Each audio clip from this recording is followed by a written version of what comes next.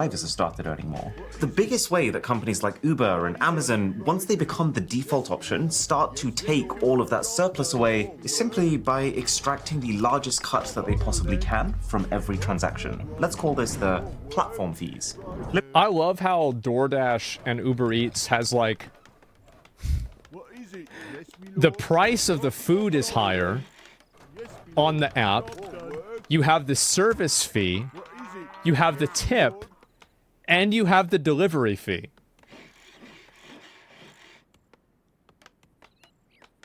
Ready to done. What are you doing? Yes, me lord. Right. What are you doing with this? What's going on here, you know? What is it? That's crazy. All right. Yes, me lord. Let me show you Uber Eats for a minute. So I fancy some McDonald's chicken nuggets. Και αυτό το Πάσχα προσφέρουμε αγάπη με μία απλή κίνηση. Με κάθε σκανάρισμα της κάρτας Lidl Plus προσφέρουμε 10 λεπτά στη UNICEF στηρίζοντας το πρόγραμμα μαζί ενάντια στη βία κατά... No, you don't. You fancy some McDonald's chicken McNuggets. They don't have nuggets at McDonald's. They have McNuggets. Right, okay. Wow, so the first thing you'll notice is pricing. Almost every item of food on Uber Eats is between 10 and, no joke, 100% more expensive than it actually is in person. Like 20 chicken nuggets, £6.99. That... Nah, bro, like it's expensive even at the building now. Like, when was the last time you went to McDonald's? Because I feel like it's a lot even whenever I got, like, I went to McDonald's yesterday. What is it? Job's done. And I went to McDonald's the day before that too. He's right. Like, I feel like the price is higher, but it's like on an app, I feel like the app price is like 20% higher. Like 10 to 20. More gold is required. What? That seems like an awful lot. But okay, It's not add to crazy, basket. but it's So just then like we go more. into our basket. Oh, look at that. Add £8.01 to save with Uber One. So again, notice, What? just like with Amazon Prime, Uber is trying to frame this as if I'm getting some sort of perk, when Yeah, actually you have free to save delivery is money. something that I am actively paying a monthly subscription just to Right. get, and the app is denying that benefit until I hit a minimum spend. Well, you didn't read the asterisk. You see the fucking asterisk.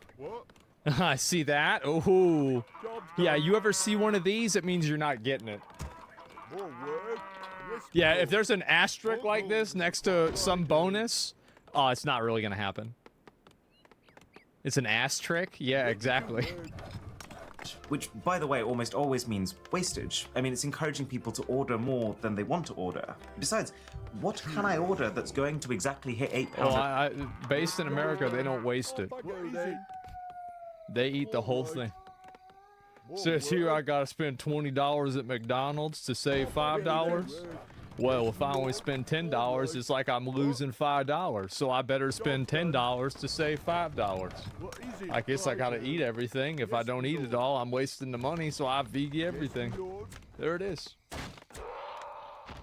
It's a 600 pound. I'm gonna have to go over. 600 But pound anyway, life. let's go to the next page. Oh, people also ordered to really try and tempt me into getting those group savings. But no, resist. Next. Oh, that's fine. Oh my goodness, would you look at that? Priority delivery. Yeah. £2.49. And just to be very clear, priority delivery isn't some sort of hyper-accelerated, personalized service that would very much be worth that price. All it means is your driver doesn't take stops on the way to you. You know, exactly how every takeaway service ever used to work. And this is a great example of tiering. I'm not sure if that part of his argument is true, because my friend works at a pizza delivery driver, and he would do multiple deliveries before he went back to the pizza delivery place.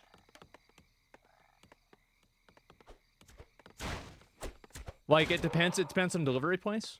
Yeah, I guess you know what, you're probably right. Yeah, it probably depends on the place.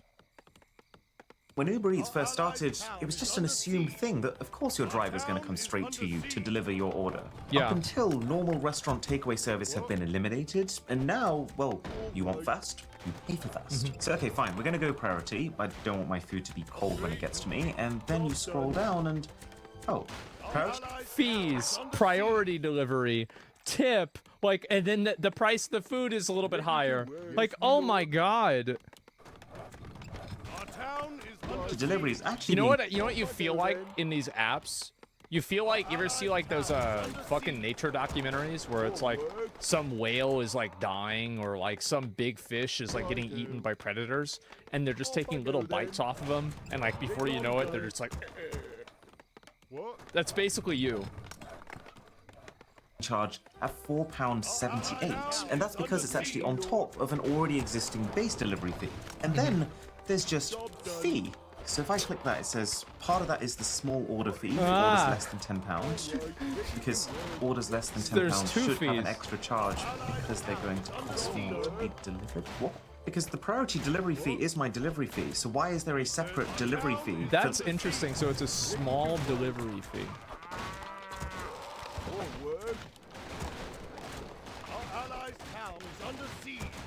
The fact that my order is small, you see what I'm saying? And then there's the service fee. And this is what Uber wants you to think of as their cut. But the truth is, Uber is taking a slice out of every single part of for this an individual, it sucks. McDonald's chicken nuggets price.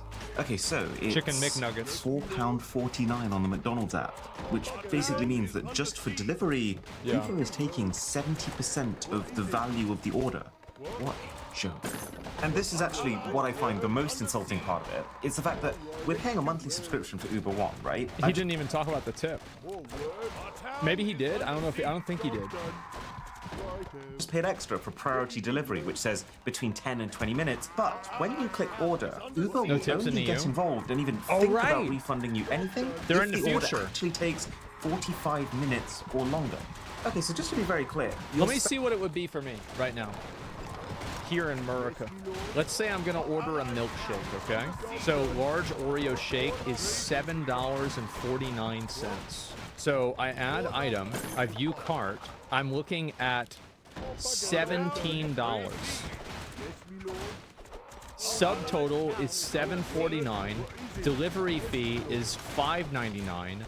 Fees and estimated tax are $3.62, and then I'm going to continue. And then the standard delivery with a $2 tip is $19 for one large Oreo shake. And that's only a $2 tip. That's crazy. You're paying double? No, you're paying triple. Because the, like, look, I've been there before.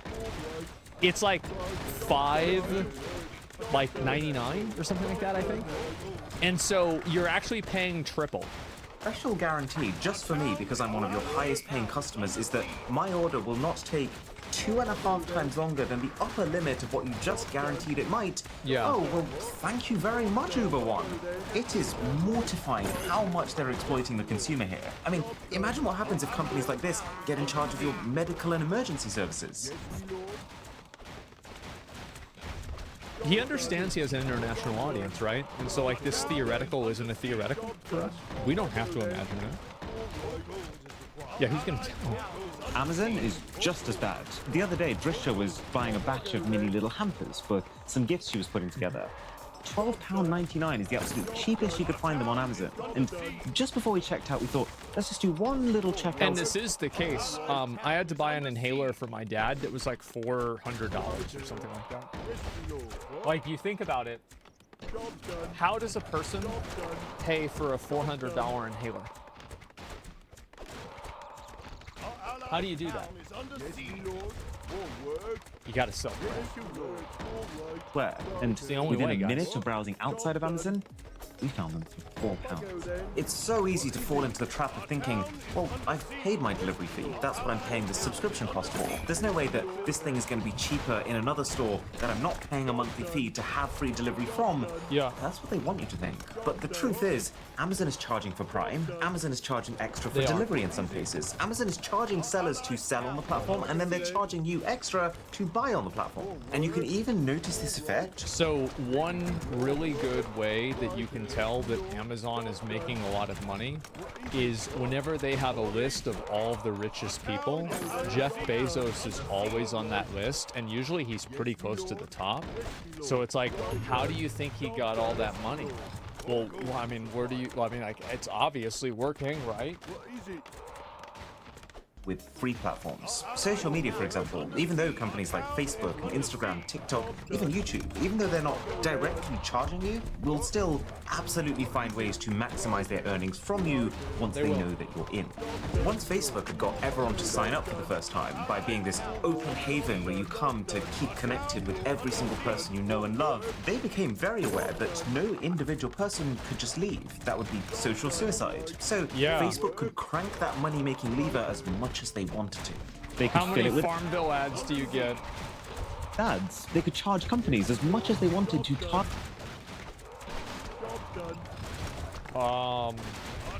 Target those ads at you. They can curate your feed, taking the people you follow not as commands of what you want to see, but just suggestions. Suggestions that are quite quickly discarded as soon as Facebook realizes what they can show you to make more money out of you.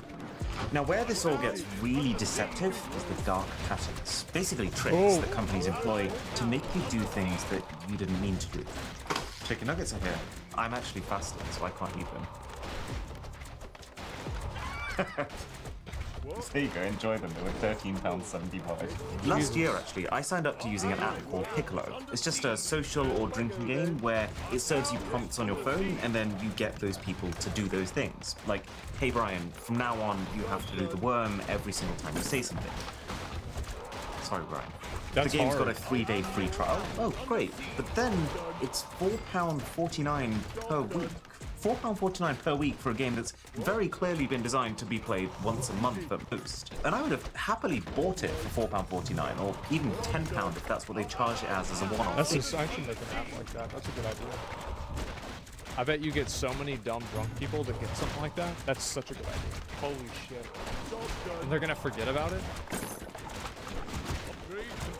You know, Like, how it used yeah. to be before the subscription thing took over. That's But smart. I anyway, should- went yeah, for the I need free to start trial. doing I played the these. game with my friends. We were drinking, so I didn't Ooh. specifically remember to cancel it when I woke up the next day. And it took half a year. When my accountant asked, what is this £4.49 every week going to Apple? When he mentioned it, I realized I had seen it a couple of times coming up on my accounts, but because it was just a payment to Apple, I assumed, oh, it must be iCloud or something. Negligent on my end? Yes, absolutely. But I'm human. I forgot once, and my penalty for that for playing one phone game for 2 hours one night, about £110.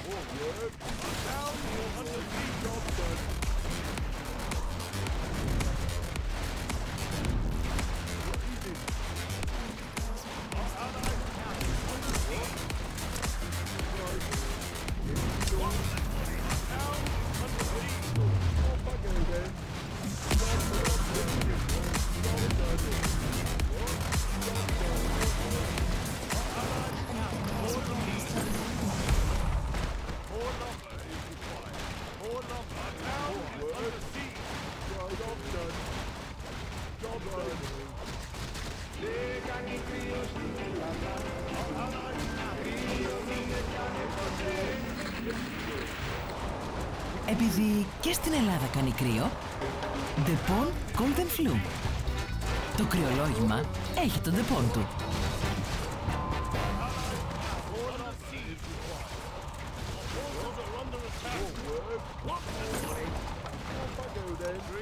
Just played Honkai Star Rail.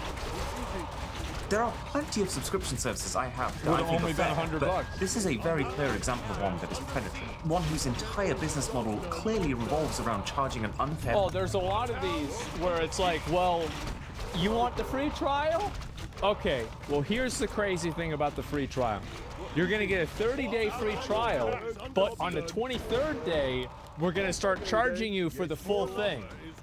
So you have to cancel before then, but the only time that you can find out that we actually charge you on the 23rd day, and we are gonna need your credit card for this, for the free trial.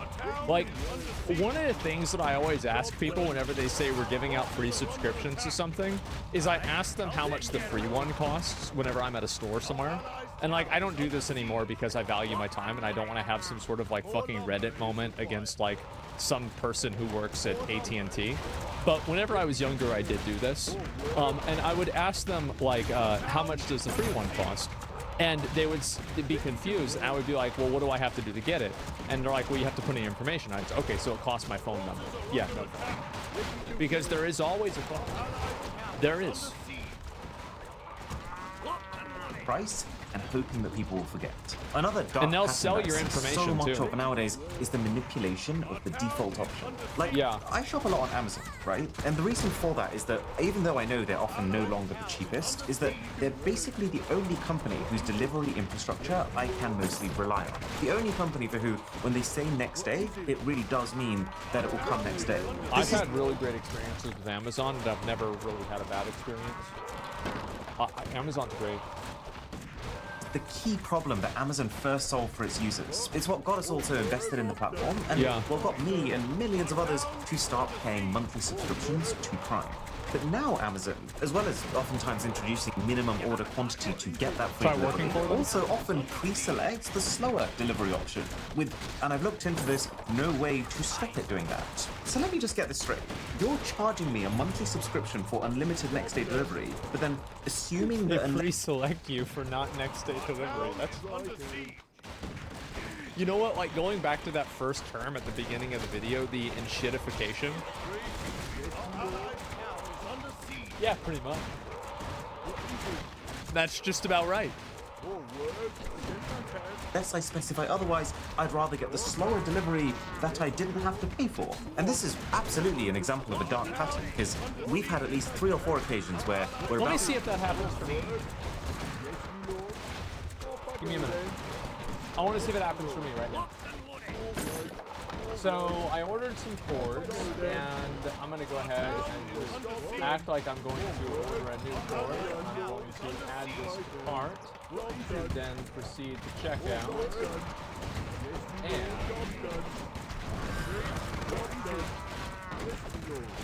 And it does not do that. The tomorrow next day delivery is what is pre-selected, and the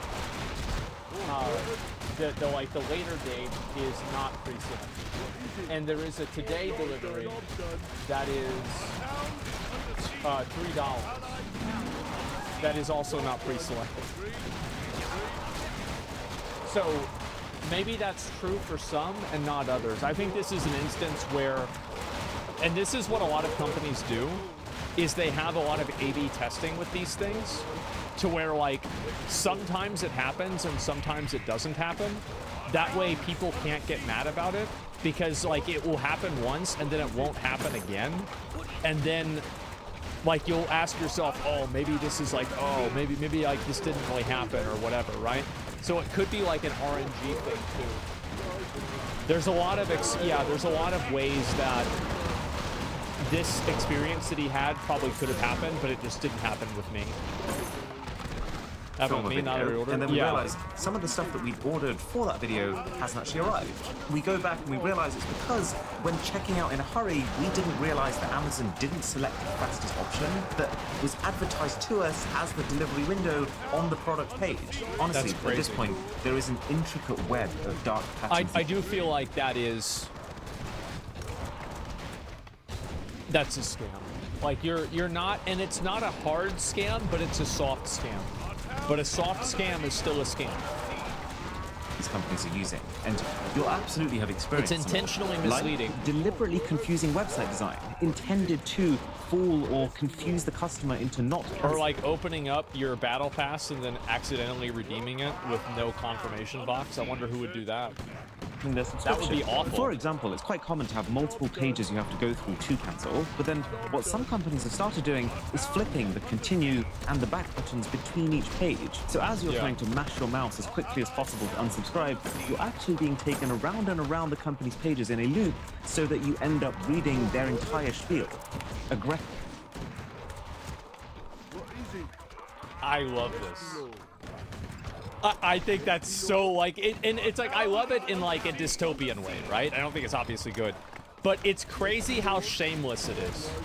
Aggressively offering you discounts, and only offering those discounts right before you decide you want to cancel. Naturally. Which always makes you realize how much you were overpaying in the first place. This is something that like my dad does. He says about every 6 months or so, he has to call up the internet people and tell them that he's going to go over to AT&T. He's like, guys, I'm leaving. And they're like, no, you're not. He's like, okay, well, I'm leaving now. They say, okay. we're gonna put you on with somebody else. And they're like, all right, we're gonna process your request. We're gonna put you on with somebody else. And they're like, okay, will you take a lower rate? He says, yes, I'll take a lower rate. And then they lower his rate, and then that is just the process. Yep, retention, exactly. Encouraging you to pause your subscription so that it automatically resumes after a set period of time. Right. As opposed to you being a functioning adult who can just cancel and then rejoin later if you decide you want to. And trying every single thing they can to guilt you with the fear of missing out. With things like continue your deactivation only if you are a boring person who never likes to have fun again. There was a big study Which is, at least in the US, I remember looking at the dark pattern stuff, is explicitly stated as being a dark pattern. Like emotional and mental manipulation. email tool tester who found that, That is the like, it's average consumer explicitly illegal. encounters over 6 dark patterns when trying to cancel any subscription service nowadays. I mean, imagine talking to a person and they try to mislead you 6 times in the span of a few minutes. I'm sorry, but I've been on tech support before, and I'd say that's just about average.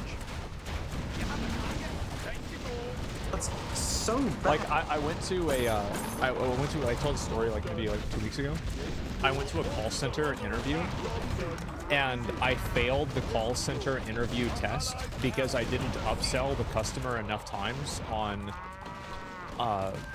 like higher services. Like the customer called in with a problem, and what I did is I fixed their problem, and so they fired me. They told me that, well, they didn't fire me. They wouldn't hire me. I failed. They're like, you're not here to fix problems. Fake story? It's not a fake story. It was the AT&T off of Ben White in Austin. 10 years. I think it was on Ben White. I'm pretty sure. It's near the Target. It's hard to wrap your head around. I actually experienced one of the worst examples of this just last week when I found myself with a little bit of spare time and I thought, I'd love to get just 1 month's worth of PlayStation Online play. That should be simple, right? So I opened up the purchase page for online and no, I don't want premium. No, I don't want extra. I just want to play online. But wait, there's no option to just buy 1 month. There used to be. Does it just assume now that when I subscribe, I want to stay subscribed forever? But okay, fine. So I'll just buy the essential package and then I'll cancel straight away so that I don't get charged in any subsequent months. So I do that. But then, where's the cancel button? You'd think you'd be able to go to the same place you bought it from.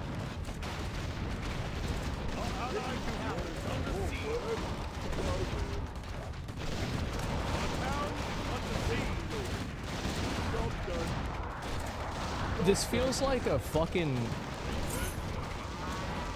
This feels like a movie directed by, like, Tim Burton. You know, it's like somebody gets lost in a house, and they keep opening up doors, and every door leads them back into the kitchen. You know, or some fucking bullshit like that. Yeah, like some House of Mirrors bullshit. Cancel. But no, the only thing you can do on that page is to upgrade. The cancel is actually hidden in your console settings. Well, where in the settings? I spent so long looking, I gave up, and I actually had to Google to find that you have to go into users and accounts, then you go into accounts, then payment and subscriptions, then click PlayStation Plus. Okay, so then surely you just click cancel and you're good, right? Oh no, because then it asks you if you'd rather change your plan after I've specifically chosen to click the cancel button instead of the change button. Okay, so click cancel. Are you sure you're about to lose these benefits and more? Then when you confirm, it's another window asking you for your reasons before it will actually let you cut. But it's not even just about what any one company does in isolation. It's just the fact that every big tech company is doing a subscription is in itself part of the problem. Because that's the issue. There's just too many of them. In most cases, the more subscription services there are, the worse each one gets. And the more that you end up having to pay just to be able to still do the things you want to do. See, you have a limited amount of time, right? Let's say you have enough spare time to watch 2 movies a week. Wow. In an era where subscribing to Netflix at its original £5.99 price lets you watch all the big blockbuster movies people were talking about, that's cracking deal. You're basically paying 75p per movie. But then Disney Plus comes along and takes Disney-owned shows onto their own platform. Yep. Apple TV Plus comes along, Amazon Prime Video, Yep. Paramount Plus, Peacock, and every single one takes the rights for one or two of the big exclusive And they get shifted around too. must-watch shows, and before you know it, you're paying like 6 different subscription services. Combine that with the tiering, which means that if you want the perks and the ad-free experience that you initially signed up for, along with that high quality, you'll be paying mostly between £10 and £20 per month to each one. Remember, your time hasn't increased. The amount of content you consume hasn't changed. You're just paying movie rent to more different companies and using each service much less, amounting to... Or you're paying more money, and oftentimes even it's worse. Because, like, you know, you're paying the low value one, and so you're getting ads now. So before, where you were able to get an ad-free experience on 2 apps or 1 app, now you're paying for 6 apps and there's ads on all of them. Or maybe 5 out of 6 of them. £11 per movie you watch now, which is about what you would have paid for a DVD in the first place. Right. It feels like we've looped all the way around To and now cable. we're back in the same place Yeah. we were. Except now, you don't own anything. And services like Netflix are I heard constantly about that. culling their libraries just to keep their costs down. I was counting up the number of my own paid subscriptions I had a few days ago while planning out this video, and it's only when I totted it all up that I realized just how ridiculous it's become. Like, just for work, I subscribe to Epidemic Sound, Slack, Trello, the entire Adobe Creative Suite, Frame.io, Surfshark, Twitter Blue, Google Drive, Uber One, a whole load of different plugins. And then personally, Netflix, Spotify, Vodafone, Tidal, Apple TV Plus, Apple iCloud, Amazon Prime, YouTube Premium, Deliveroo Plus, PlayStation Plus, Xbox Live, Nintendo Switch Online. Oh my god. So the total I spend on subscriptions in a month is 1,200.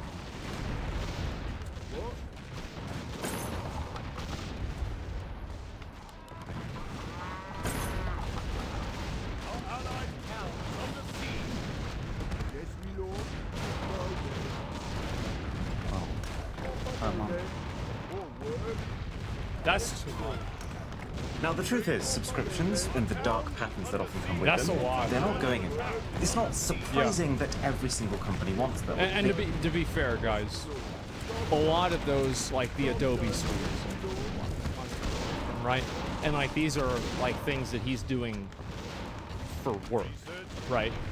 And so it's not the same as like just an average person.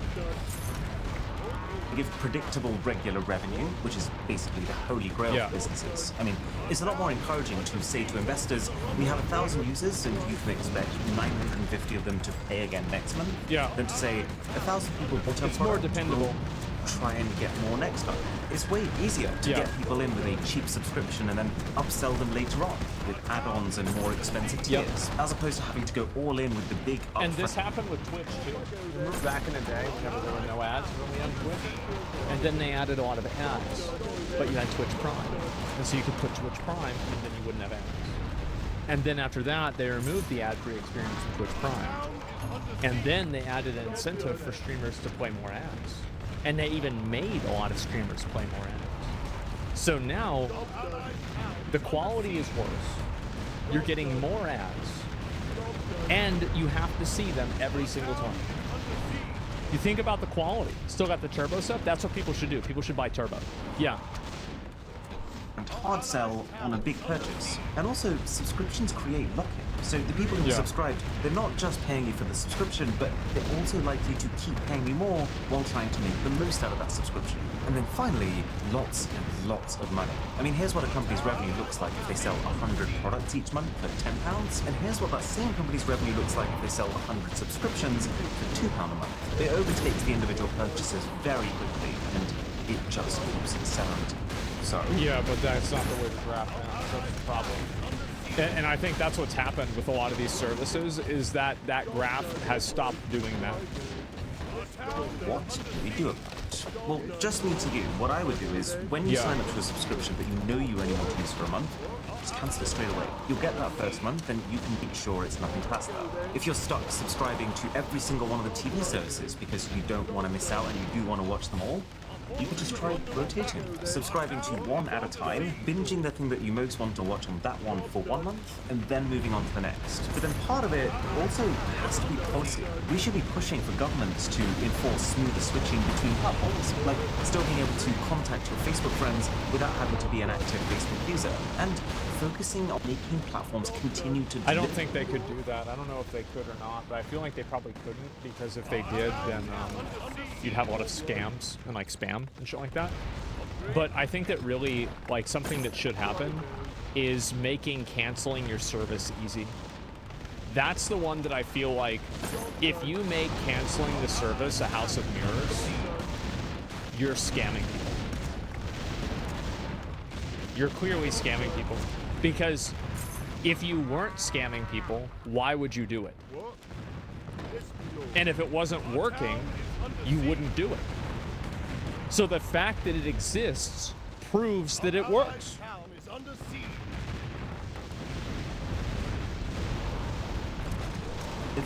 On their initial promises, beyond that initial honeymoon phase. So a social media platform, for example, should first show you what you signed up to see, as opposed to what will drive the most retention. Amazon should first show you the product it genuinely thinks is best matched to your search, as opposed to who's paid the most to advertise. And Google search should first show you the reviews that it thinks best answer your question. I'm not sure if, like, I'm not sure if that needs to be, like,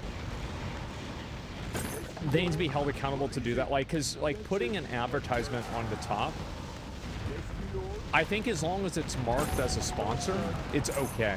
The only problem is if it's not marked that way. They disclose it? Yeah, they do disclose it. As opposed to just assuming that Google's own reviews should always be on top. And then also just keeping the consumer in mind when it comes to companies fragmenting. A lot of attention is given to when companies get too big, and rightly so, that's a big issue. But yeah, it's also bad for the consumer, especially in this subscription era, when they get split up in ways that make each one a worse proposition in their own right. Now, one of the few subscriptions that I have that I genuinely think flies in the face of most of this is Surfshark VPN, for a few reasons. It actually fixes the mess created by some other subscription services like Netflix, who don't buy the licenses to all their shows in all the countries. So every country has a different library, which this lets you access by just flicking your location. It doesn't have any of those weird catches like this subscription only works for people so long as they stay in the same household. No, this subscription works for you and every single person you know. They didn't price themselves at $20 or $15 or $10. It's less than $3 a month when you use the code BOSS, with 3 months for free, with a 30-day money-back guarantee. And most importantly, instead of amplifying themselves, Surfshark has actually gotten better. I've been using it for years now, and the app has got cleaner, there are no ads baked in, there's been no price creep, and the number of features included for this one price, it keeps going up, not down. Big thanks to Cory Doctorow, by the way. I've been reading a lot of his stuff while planning out this video, and I'll pop his main articles below if you want to have a read. Catch you in the next one.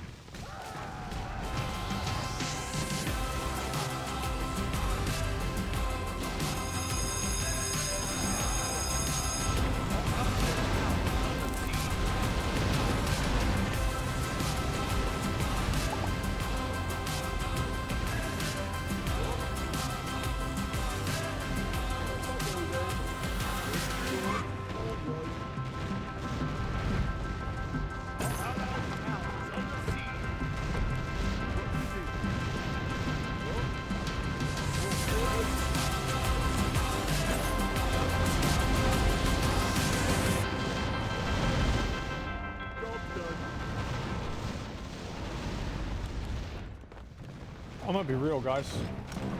Like, I feel like Amazon?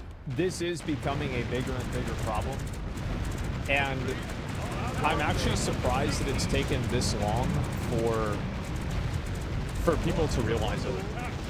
VPNs get bought and sold by owners. You don't know what 100% is selling info. I'm not sure. I don't know what the details are. I think that really also, like, at a certain point, I think that there does need to be like a certain level of accountability that the user has. Because right now, I feel like there's such a focus on making these companies do things. And I think that really the one part of what he was saying that I completely agree with is the idea that if it's hard to cancel your service, then that's a scam. Because, like, everything else is easy. So why is canceling hard? Logically, the only reason why canceling would be hard is so less people will cancel. And if making canceling harder makes less people cancel, what you are effectively doing is locking people into a payment because they can't use your system to get out of payments, which is effectively a fucking scam. So, like, if you follow the line of logic, it's a fucking scam and there's no way to go over it. There's no way you can go over it. That's the one thing I do think should be illegal. Like, in terms of, like, placement for products and, like, you know, sponsored things and, like, which services you use, I think a lot of that probably should just be decided by the market.